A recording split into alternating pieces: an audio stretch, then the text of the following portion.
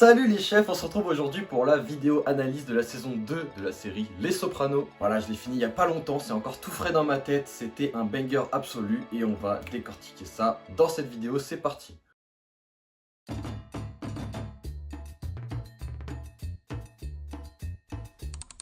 Et comme je le disais à l'instant, quelle masterclass cette série Les Sopranos, une belle découverte. Et pour cette saison 2, je dirais que mon épisode préféré c'est l'épisode 12, tellement il y a de suspense, tellement il y a de choses qui se passent dans cet épisode. Mais mention spéciale à l'épisode 13 que j'ai trouvé très sympathique et qui nous a mis en haleine un petit peu sur la saison 3, mais on y reviendra en temps voulu. Cette saison 2 des Sopranos est notée sur Allociné 4,1 sur 5 par rapport à 4,2 pour la saison 1. Alors personnellement je trouve pas trop ça mérité parce que personnellement je la mettrais quand même un cran au-dessus de la saison 1. Voilà, on a des nouveaux persos très pertinents et une montée du suspense et de l'adrénaline tout du long de la saison. Les dangers peuvent venir de toutes parts et surtout les fédéraux qui sont omniprésents pendant toute la saison. Et pendant un moment j'ai même cru que la saison 2 allait se terminer avec Tony qui doit partir en cavale pour ne pas se faire arrêter. Et ça aurait pu être un scénario très intéressant en vrai. Ça aurait été un bouleversement absolu par rapport aux bases de la série depuis 2 saisons. Et pendant qu'on parle du loup, attardons-nous sur le personnage principal de la série, Tony Soprano. Et il en a vécu des choses pendant cette saison. Par exemple, comme je disais à l'instant, l'épisode où il croit qu'il va aller en tôle, oh là là, mais on en apprend tellement sur le personnage. Ses relations avec sa famille. On apprend également qu'il a un plan avec son avocat sur au cas où un jour il devait passer en état d'urgence et garder de l'argent pour sa famille. On voit aussi, et ça c'est surtout au tout début de la saison, sa relation avec ses sœurs, et surtout en l'occurrence avec Janice qui vient d'arriver. Surtout, il voulait pas dire à Janice la vraie raison de pourquoi est-ce qu'il ne parle plus à Livia. Et pendant cette saison, il y a tellement de choses qui vont le tourmenter, et notamment l'épisode où sa pute russe se menace de se suicider. Et la phrase de fin de Carmela dans cet épisode-là, elle me termine en mode ah bah oui, mais vas-y, si tu fais pas ça, je vais me suicider, moi. Genre en mode, elle se fout de la gueule de la meuf, c'est une dinguerie. Mais donc voilà, heureusement pour ça, il y a la psy qui est de retour dans sa vie pour gérer un petit peu tout ce qui se passe à côté. Mais j'ai quand même l'impression que la psy dans cette saison-là, elle a moins son importance. J'ai l'impression qu'en fait, quand ils font leur consultation, c'est plus elle qui est mise en avant, son personnage et son intrigue, plutôt que, comme dans la saison 1, elle aidait Tony. Là, j'ai vraiment pas l'impression qu'elle aide Tony. Et enfin, vis-à-vis du personnage de Tony, je voulais revenir sur son rêve énigmatique à la fin de la saison, où il y a vraiment beaucoup d'informations à traiter. Déjà, par rapport à ce rêve, on peut voir que c'est vraiment le subconscient de Tony qui reprend un petit peu le dessus et qui lui envoie des messages subliminaux. Comme par exemple le fait que Pussy est un traître. On peut donc en déduire que Tony, ça fait un moment qu'il est en train de se poser la question. Même, on le voyait en saison 1, à la base c'était sur lui qu'il avait des doutes. Et qu'au final, il essayait un petit peu de se cacher la vérité. Et là, son subconscient, il lui a remis les idées en place. Et pendant le rêve, on voit clairement que Pussy, c'est le traître. Pendant ce rêve, on apprend que c'est pendant une période... Enfin, ça parle un petit peu de la cérémonie de remise de diplôme de Melo. On voit qu'il y a de la neige alors que eux ils disent qu'on est en juin. On voit qu'on est au bord de mer avec des bruits de vagues. Des bruits un petit peu de genre en mode un bateau qui tangue. Et vraiment, au final, ça va un petit peu prédire la fin de la saison, ce rêve. Donc voilà, il y a un petit peu des éléments qui vont prédire la fin de saison. Mais il y a aussi d'autres trucs mystères. Déjà, on parle d'une tumeur. Apparemment, Tony aurait une tumeur. Et du coup, pour éviter de mourir de la tumeur, il va s'immoler dans le rêve. What? Je crois que j'ai loupé un épisode. Ensuite, dans ce rêve, il va forniquer avec la psy. Il tue Polly. Quoi? Comment ça? Ou alors peut-être que ça c'est une référence vis-à-vis de le fait qu'il a dû tuer Pussy. En mode il a dû tuer un de ses amis, mais là en l'occurrence c'est Polly. Donc peut-être qu'en fait Polly va être un traître dans la saison 3 ou dans les saisons à venir. Et enfin dans ce rêve il y a également Junior qui se cache. Donc peut-être que ça c'est un petit peu un message du subconscient en mode...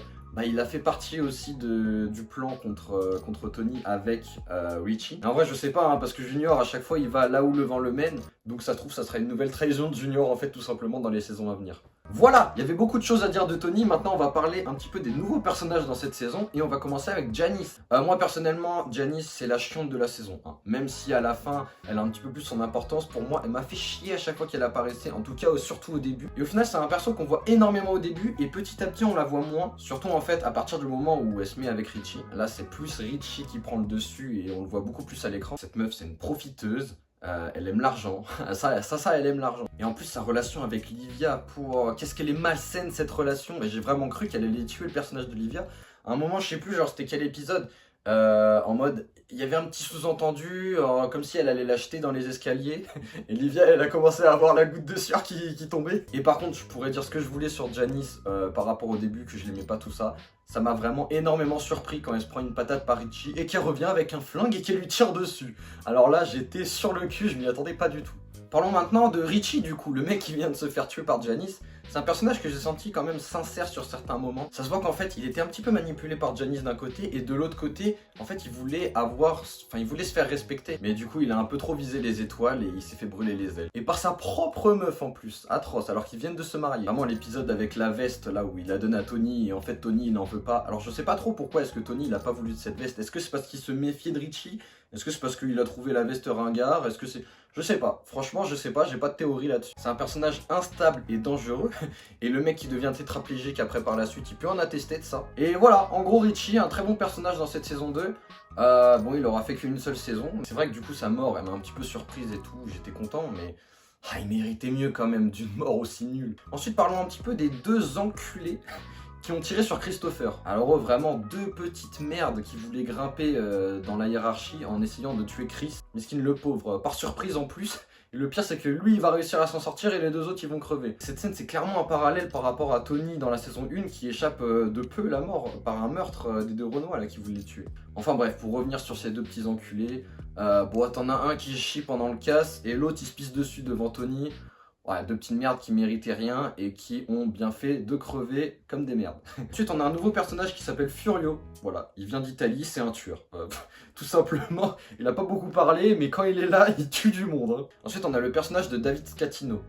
Si, tu sais, le mec là qui est addictif au jeu. Le mec, il fout toute sa famille dans la merde. Il croyait vraiment que Tony, Richie, tout ça, c'était ses potos sûrs. Non, on est à armes égales. Non, t'inquiète pas. Fallait pas que tu leur doives de l'argent, hein, parce que du coup, ils ont ruiné sa vie, miskin. Et la scène où il révèle à son beau-frère, tu sais, le mec qui avait embrassé Carmela là. Quand il lui révèle que Tony Soprano, faut pas rigoler avec lui, ça va terminer. Après, le beau-frère, là, je sais plus comment il s'appelle, comment il est redescendu de 5 étages. Parce qu'à la base, il était en mode, oui, Carmela, c'est une belle femme, non, mais tranquille.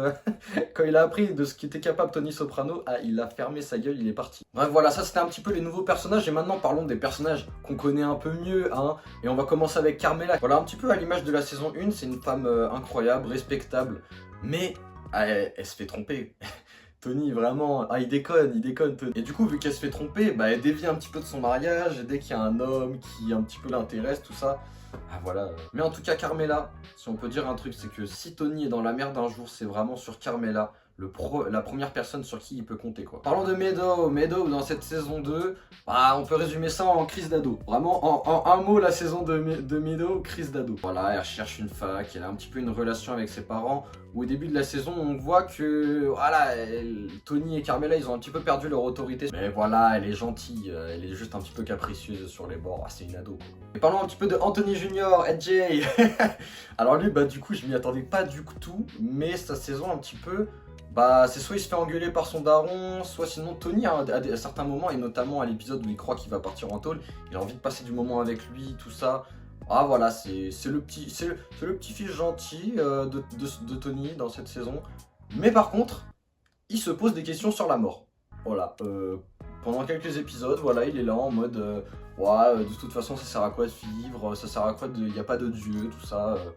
Ok, donc le mec a 12 ans, il commence déjà à se poser des questions comme ça, ok. Et Anthony Junior, je persiste à dire que dans les saisons à venir, je pense qu'il aura vraiment un rôle très bien. Pour l'instant, voilà, il est encore un peu jeune l'acteur, tout ça, donc il peut pas faire de dinguerie. Il reste un petit peu à la maison avec ses potes. Voilà, pour l'instant, ça reste encore gentil. Mais à l'avenir, je pense qu'il sera dans le game. Et maintenant, Livia qui était un de mes personnages les plus importants de la saison 1, c'est dommage, elle passe un petit peu au travers de cette saison 2. On la voit pas beaucoup, elle permet un petit peu le développement de Janice, et on la voit essentiellement vis-à-vis de ses petits-enfants, ou même de Janice. Mais voilà. Et puis à la fin de la saison, on sait pas, peut-être un départ définitif, parce qu'elle prend les billets d'avion pour se barrer des States. Donc je sais pas, à voir dans la saison 3 si elle est encore là. Et parlons encore d'un ancien Junior. Junior pareil, on le voit pas trop, à part un seul épisode. Donc lui miskin, il se fait tout prendre petit à petit. Et comme je disais tout à l'heure, il va un peu là où le vent le mène. À un moment il s'est dit ça va être bien d'aller avec Richie, comme ça on renverse Tony. Puis au bout d'un moment il s'est rendu compte, non Richie finalement il est pas assez respecté, je vais rester avec Tony. Et je vais vendre Richie carrément, il a retourné sa veste totale. Donc ouais, Junior très intelligent et à voir par la suite encore s'il va encore retourner sa veste. Poussy, ça me fait mal de l'admettre, mais finalement c'est quand même un traître lui aussi. Et puis c'est dur pour lui, j'avais de la peine, notamment la scène dans les toilettes où il est en train de chialer. Parce que Poussy, tu sens qu'il est tiraillé, parce que d'un côté, Oui, il adore ses amis, genre c'est ses amis depuis toujours, il veut pas les trahir.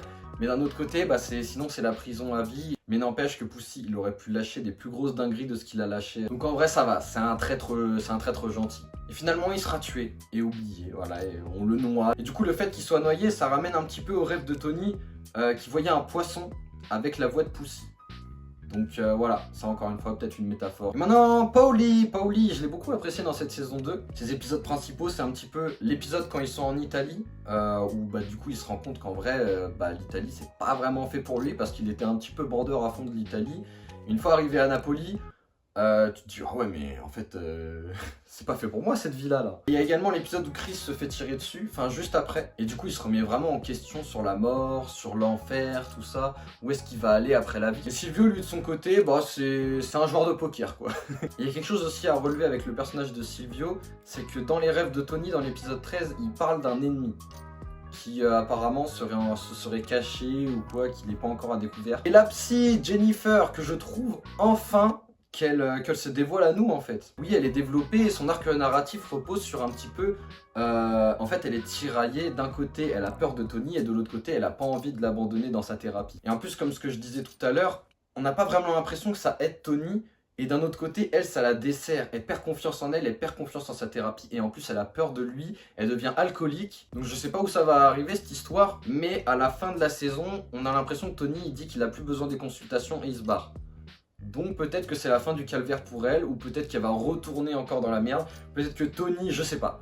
Le personnage de Adriana, on la voit énormément avec Christopher, mais d'un autre côté, on en apprend quand même pas mal sur sa vie. Genre on en apprend sur sa famille, qu'elle fait partie de la famille de Richie. On en apprend plus sur ses amitiés, sur ses objectifs de vie, et également là où elle travaille. Et enfin, on termine avec mon personnage préféré, Christopher, qui pour moi était le GOAT de la saison jusqu'à ce qu'il se fasse mitrailler, parce que après c'est vrai qu'on le voit beaucoup moins sur la fin. Et ouais, on apprend qu'il aimerait bien devenir scénariste, alors ça c'est sorti un petit peu de nulle part. Puis après il se révèle des talents d'acteur, il aime la scène, mais à un bout d'un moment faut faire des choix dans la vie et Tony va vite le rattraper. Dès qu'il apprend qu'il a une sorte de seconde vie en tant que scénariste, il va lui mettre un ultimatum, c'est soit tu continues avec moi, soit tu te barres.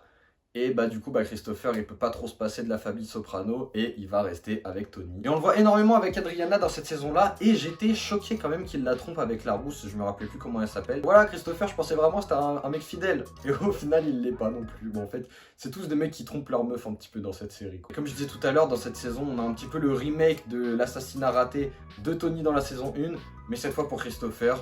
Voilà, il s'en sort, il réussit à tuer un mec et le deuxième, bah, c'est Tony et Poussy qui vont terminer le travail. Et derrière ça, il va avoir des visions sur l'enfer. Et donc une remise en question du personnage, peut-être dans la saison 3, encore une fois, un revirement de situation et il va totalement changer de direction. Voilà un petit peu tout ce qu'il y a à dire sur cette saison 2 des Sopranos. Et maintenant un petit peu des théories et ce que je voudrais voir dans la saison 3 comme on avait fait pour le premier épisode. Donc moi j'aimerais bien avoir des réponses sur les problèmes de santé de Tony, parce que dans la saison 2 pour l'instant il n'y a aucun problème de santé. Donc comment ça se fait que dans le rêve il commence à parler de tumeur, quoi que ce soit, je sais pas, à voir. J'imagine qu'on va avoir les fédéraux encore plus présents. Parce que bah, là, sur la fin de saison, quand même, Tony, il a fait quelques gaffes et les fédéraux, ils sont de plus en plus proches de la famille. Évidemment, j'espère que mon chouchou, Christopher, il va être encore plus important parce qu'il était sur une bonne voie avant de se faire fusiller. Donc à voir. Et puis en plus, je crois qu'il a récupéré un rôle de capo à la fin de la saison. Enfin, en tout cas, il a eu une augmentation, c'est ce que Tony a dit. Et enfin, bah, continuer à voir Junior Corrado Junior plutôt. En mode requin, voilà, d'aller là où le vent le mène. Franchement, continue à faire ça Junior. Moi, les personnages comme ça, je kiffe.